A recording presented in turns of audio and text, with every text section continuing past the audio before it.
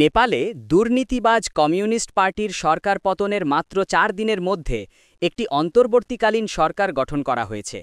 এই অন্তর্বর্তীকালীন সরকারের প্রধান হিসেবে শপথ গ্রহণ করেছেন সাবেক প্রধান বিচারপতি সুশীলা কার্কি, যিনি দেশের প্রথম নারী প্রধানমন্ত্রী হিসেবে ইতিহাসে স্থান করে নিলেন। প্রেসিডেন্ট রামচন্দ্র পাউডেল তাকে শপথ বাক্য পাঠ করান।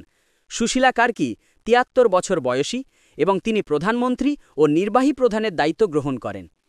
এই অন্তর্বর্তীকালীন সরকারের প্রধান লক্ষ্য হল নেপালের গণতন্ত্র পুনরুদ্ধার এবং দুর্নীতি বিরোধী শাসন ব্যবস্থা প্রতিষ্ঠা।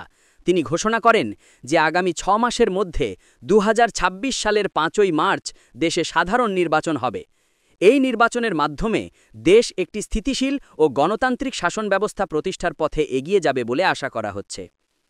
সুশীলা কার্কির নেতৃত্বে দুর্নীতি বিরোধী শাসন ব্যবস্থা ও সাংবিধানিক সংস্কারের প্রক্রিয়া শুরু হবে বলে তরুণ আন্দোলনকারীরা এবং সাধারণ জনগণ আশাবাদী।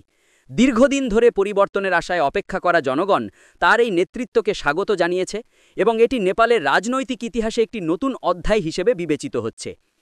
পার্শ্ববর্তী দেশ ভারতও নেপালের অন্তর্বর্তীকালীন সরকার গঠনকে স্বাগত জানিয়েছে এবং ভারত সরকার জানিয়েছে তারা দীর্ঘমেয়াদী উন্নয়ন অংশীদার হিসেবে নেপালের সঙ্গে কাজ করতে আগ্রহী। নেপালের বর্তমান রাজনৈতিক সংকট পরবর্তী অন্তর্বর্তীকালীন সরকারের গঠন একটি সাধারণ আইনগত প্রক্রিয়া হিসেবে বিবেচিত হতে পারে, যেখানে বর্তমান রাষ্ট্রপতি ও সংশ্লিষ্ট কর্তৃপক্ষ নেপালের সংবিধান অনুযায়ী প্রধানমন্ত্রী নিয়োগ দেন। সাবেক প্রধান বিচারপতির প্রধানমন্ত্রী হওয়া সাংবিধানিক নিয়মাবলী মেনে চলার প্রতিফলন, যা সরকারের বৈধতা নিশ্চিত করে।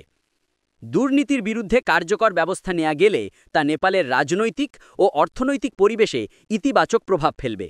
তবে এই উদ্যোগ বাস্তবায়নের ক্ষেত্রে সাংবিধানিক ও প্রশাসনিক বাধা অতিক্রম করতে হবে, যা একটি জটিল এবং দীর্ঘমেয়াদী প্রক্রিয়া।